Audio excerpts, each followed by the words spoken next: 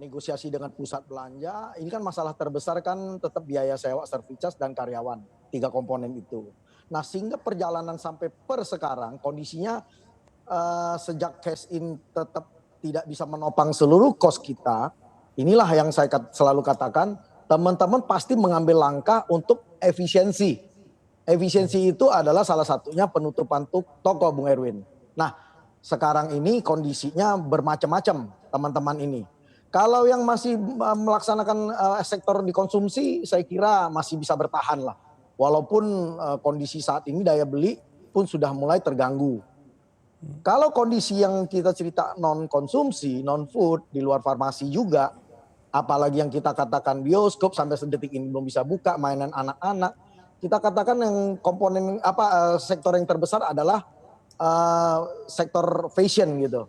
Nah, tetap mereka bisa buka dari start bulan Juni pertengahan sampai sekarang ini sejak PSBB dilonggarkan, transisi itu keadaan terus berjalan tidak membaik. Karena kenapa?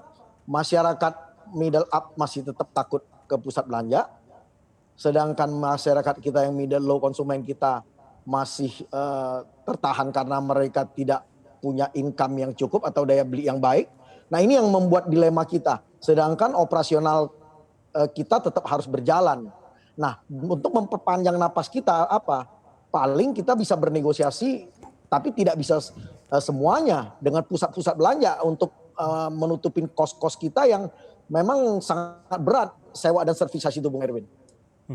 Untuk pusat perbelanjaan sendiri, apa data yang sudah mereka share juga Pak mengenai angka kunjungan ke pusat belanja di tengah juga sulitnya para tenan bertahan di bisnis dengan kondisi seperti saat ini? Iya, kalau kunjungan kita lihat memang dari aturan main PSBB ini kan dibatasin jumlah maksimum dari keadaan normal kita cerita.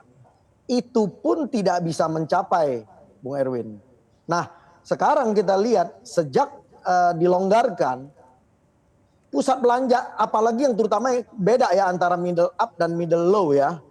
Middle up ini tetap tidak dikunjungin secara maksimal walaupun diizinkan untuk 50%. Kita lihat weekday itu saya kira kita ambil secara pro rata itu tidak sampai 30-40% kunjungan itu dari bulan-bulan normal kita sebelumnya gitu. Nah, kalau yang mid low ini masih tertolong sedikit. Bisa di atas 50%. Nah, ini kan kondisi yang membuat kita tetap dengan kapasitas kunjungan yang sangat terbatas, tetapi operasional itu harus berjalan seperti biasa. Memang ada beberapa teman-teman melakukan pensiasatan, yaitu pengurangan tenaga kerja. Ya. Shiftnya ini biasanya bisa 3 orang, ini turun jadi 2 orang bahkan 1 orang. Nah, ini sudah memang segala upaya untuk dilakukan untuk bertahan kita situasi saat ini gitu.